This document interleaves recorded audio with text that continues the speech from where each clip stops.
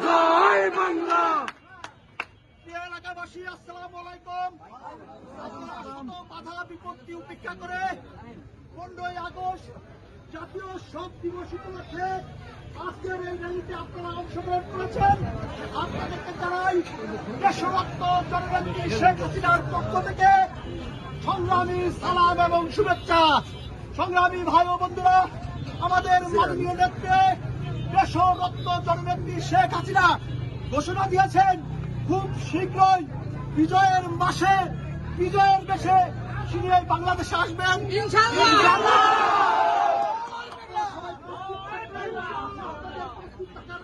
জানিয়ে এবং জাতির জনক বঙ্গবন্ধু সহ যারা শাহাদাত বরণ করেছেন তাদের প্রতি শ্রদ্ধা জানিয়ে আপনাদের সকলকে ধন্যবাদ জানিয়ে আপনারা কোনো ভয় পাবেন না।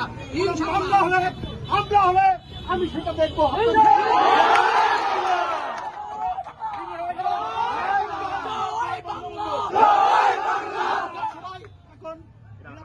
চলে যাবেন, কোন মামলা মোকদ্দমা হলে এটা আমি দেখবো ইনশাআল্লাহ।